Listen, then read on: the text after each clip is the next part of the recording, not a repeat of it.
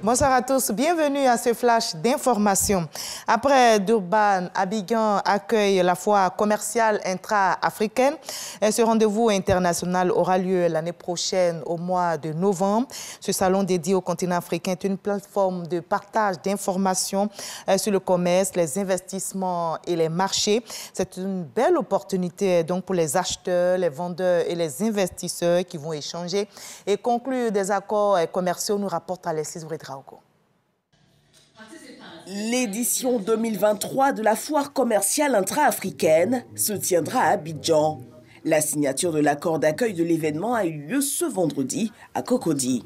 C'est une occasion pour nos opérateurs économiques de montrer la réalité de la transformation structurelle de nos économies par l'industrialisation, de présenter leurs produits et services, de s'engager dans des échanges inter-entreprises B2B, des échanges entre entreprises et secteur privé, B2G, de créer des joint ventures et de conclure des accords commerciaux mutuellement bénéfiques.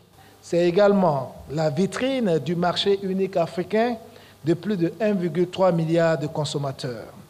À ce rendez-vous où l'Afrique parle à l'Afrique, créer le cadre parfait pour des échanges commerciaux optimaux, bien loin du taux actuel de 16%, et renforcer l'unité continentale. L'IATF est une opportunité pour le continent de réaliser des performances économiques et de construire l'Afrique que nous voulons.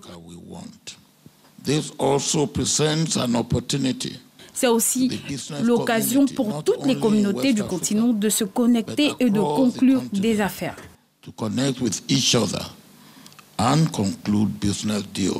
Et si la Côte d'Ivoire attache une si grande importance à l'IATF, c'est qu'elle l'aperçoit comme un outil stratégique de la ZLECA devant contribuer à accélérer la transformation structurelle des économies africaines. La ZLECA, en favorisant le décloisonnement des marchés africains, va ainsi constituer le moteur de l'accroissement de la production économique en raison de l'existence de marchés stratégiques estimés à 1,3 milliard de consommateurs et plus de 2 milliards en 2050. Avec un taux de 24% contre une moyenne générale de 17%, la Côte d'Ivoire fait partie des pays au taux de commerce intra-africain les plus élevés, gage de son engagement pour une Afrique plus forte et solidaire.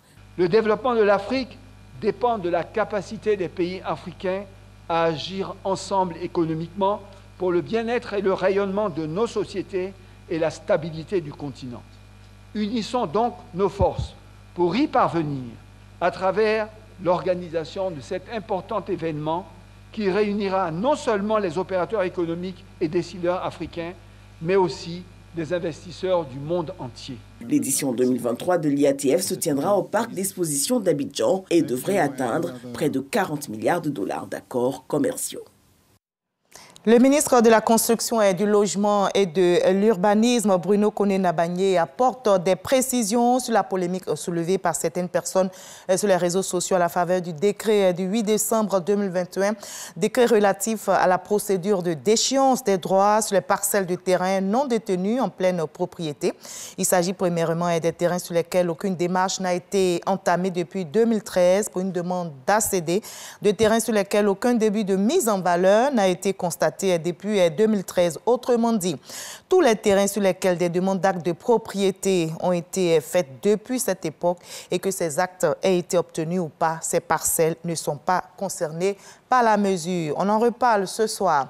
Les VTC, vous les connaissez, eh bien, il s'agit des véhicules de transport avec chauffeur. Et l'intrusion des VTC dans le transport urbain de personnes connaît un engouement en Côte d'Ivoire. L'État, qui veut la discipline et l'ordre dans ce secteur, a mis en place une réglementation en décembre 2021 eh bien, pour travailler dans la légalité. Les entreprises, dont certaines exercent déjà depuis quelques années, doivent du moins se faire enregistré. Vous aurez tous les détails dans l'édition de ce soir. La Cour de justice de l'UEMOA a ordonné hier jeudi la suspension des sanctions prises en janvier dernier contre le Mali après le manquement de la junte à son engagement de rendre dans un bref délai le pouvoir à des civils.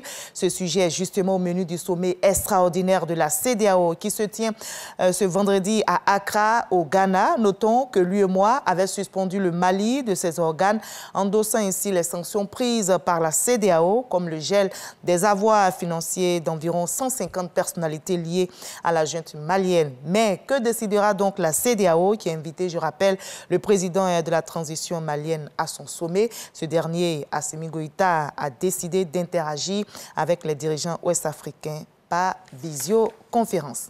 Et vous savez, dans l'actualité sportive de ce soir, notez que la Côte d'Ivoire sera face à la France et c'est à partir de 20h15 au stade Vélodrome à Marseille, match qui vous sera donc retransmis sur RTI 1. Et comme c'est de coutume, avant les matchs, le sélectionneur des éléphants, Patrice Baumel et le capitaine Serge Aurier étaient face à la presse et ils se disent prêts à surprendre les Bleus. On croise donc les doigts pour la victoire. Et moi, je vous retrouve en raison de ce match à 22h25 pour le JT. À tout à l'heure.